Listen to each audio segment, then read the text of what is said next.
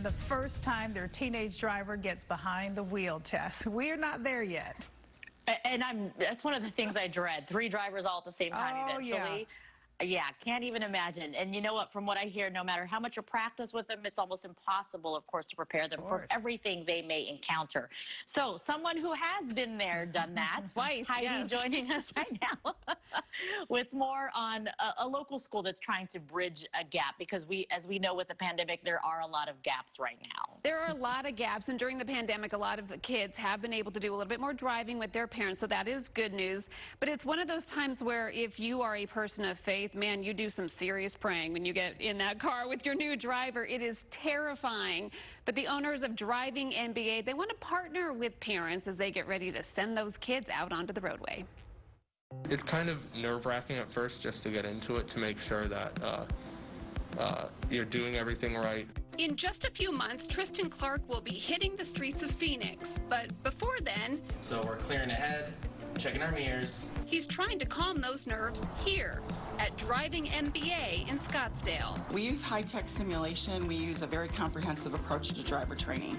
Students get instruction and hands-on experience in the driving simulator. They can learn and they can make mistakes and they can learn from those mistakes. You can't do that out there. A rare chance to experience the most dangerous driving situations without the risk of getting hurt. We can put them in all kinds of difficult situations, or really kind of, you know, a tire blowout at higher speeds, or someone coming at them head on, and they can see how quickly things will change and then make decisions, and we can replay and say, okay, what could you have done differently in that situation? If you have a driver who has never actually driven, that's okay too. They're learning all of the fundamentals: hand and foot control, steering control, getting on and off of the roadway, making turns, everything you would teach them out there.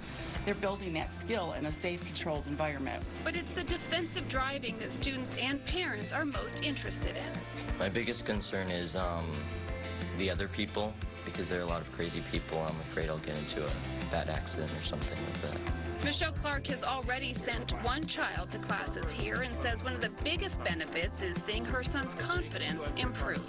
Initially, my sons were almost getting into trouble driving because they were too cautious, because they were afraid, and here they built their confidence. And I really liked also the use of the simulator for defensive driving. I mean, the kid won't encounter these things unless it's in a defensive driving simulator. All right, let's move on. We're going to do 45 now. Sound good? Okay. All right.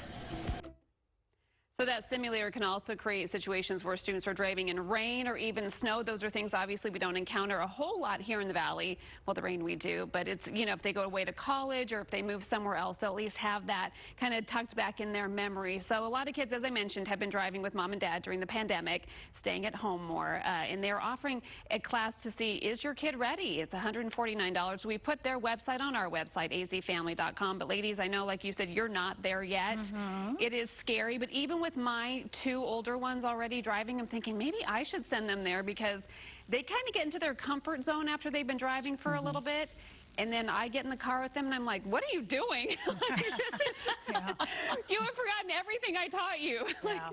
So it's a good little refresher even for those who have been driving. It's a good I was going to say, do. do they let adults do this? I'm like, I know a few drivers who could use this that are adults now. Well, right. Well, and I think what's interesting, what she said, they can simulate a head-on crime. I mean, how many times are we talking about that here in Phoenix? Or any situation that you don't encounter often, it will just teach you what to do if you happen to find yourself in that situation. So really beneficial and safe way to learn those things. Sounds like it is. All right, Heidi, thank you.